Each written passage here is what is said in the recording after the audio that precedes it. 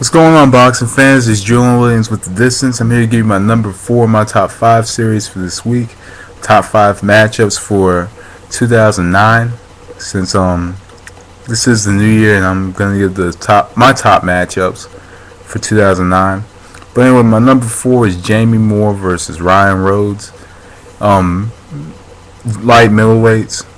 They fought like back in October, I believe. And overall, it was a great boxing match. It wasn't an outside fight. There was no basics or anything. It was just one of those fights that every boxing fan enjoyed to see. Even a normal casual fan would love to see this fight because all it was is two men kind of moving around the ring and just throwing bombs at each other for 7 rounds. But anyway, on to the matchup. Jamie Moore was a highly talented light middleweight contender. He was actually supposed to fight.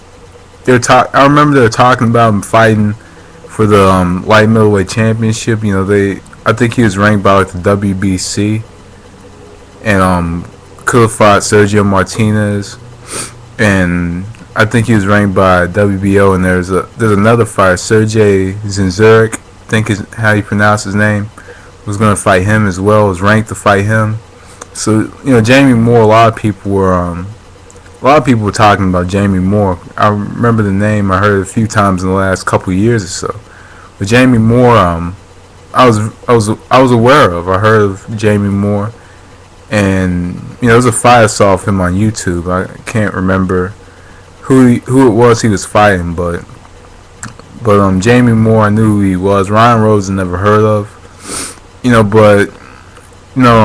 I think this fight catapulted him into the rankings, much higher than he was. But Ryan Rhoades really impressed me in this matchup. But anyway, the first round, both fighters are kind of keeping the distance, and they were just throwing shots, but they were actually throwing all kinds of bombs in the first round. Actually, they were throwing bombs, and some of them were landing, some of them weren't.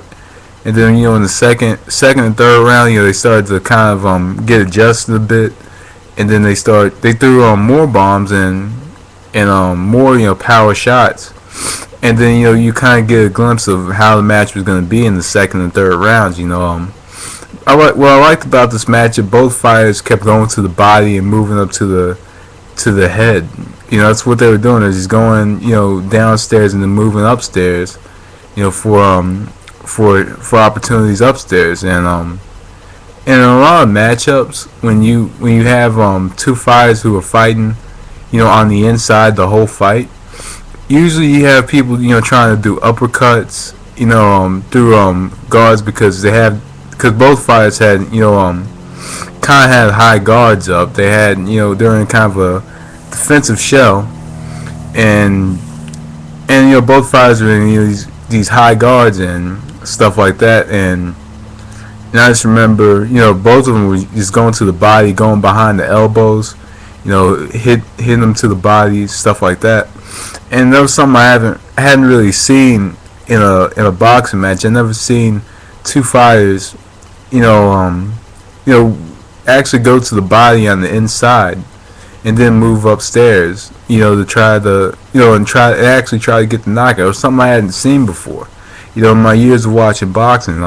Because usually you get guys who have, these guards up, and when they had the guard up, people would try to penetrate the guard by, trying to land a shot upstairs, thinking if they hit them hard enough, maybe it'll hurt their arms and the guard will kind of go down, and that will leave the head open. Because a lot of fighters, when they're in the defensive guard, it's the only defensive guard they have. So when that guard goes down, they'll have an opportunity up top in this matchup. They were mixing it up. They're going to the body, and they were moving up, and 4, 5, 6, and 7 were very highly entertaining rounds. I think it really started to pick up in the fourth or fifth round. It really started to pick up the pace of the matchup, and when you're watching the matchup, you know that somebody's gonna go down. Jamie Moore was, and on top of that, what was hard was it was hard to score. I had Jamie Moore in this matchup, in like 4, 5, and 6, but it was a matchup that was hard to score because these rounds could have gone either way. You have a lot of rounds that could potentially been 10-10 rounds. Just because the action and the fast pace. But in this matchup that two fighters cannot go at this fast of a pace. It's as simple as that. You can't. As much of a fast-paced matchup and all the shots that were landing. You just didn't know that you just knew this fight was gonna end in a knockout. It's something I wasn't even expecting. I thought, personally, when I heard about this matchup, I thought Jamie Moore would take the match in a unanimous decision. I didn't predict it or anything. But, in the 7th round, Jamie Moore came out. Ryan Rhoades was on the ropes, back on the ropes, and all of a sudden, this right hand came and it knocked Moore down. And that was it was one of those your quintessential poetic knockouts or knockdowns, when just all of a sudden somebody throws a shot, throws like a right hand like Ryan Rhoades did, and Jamie Moore just going down. It was a very hard right hand. You could kind of just by watching, you could just kind of hear it. You could even turn the volume off, and just you could tell that shot hurt like hell. And Jamie Moore went down. He got up and continued fighting for a while, but Rhoades overwhelmed him with shots and got the knockout victory. And this matchup to me is your quintessential classic boxing match, because just because of the energy, the fast pace, and the punches thrown. This is pretty much one of your quintessential classic boxing matches. But sad enough, I do think it may be a forgotten matchup. I do believe it's going to be a forgotten matchup. I think with other fights coming along that are probably going to be as action packed or whatever, I do think that this matchup will be forgotten in a way.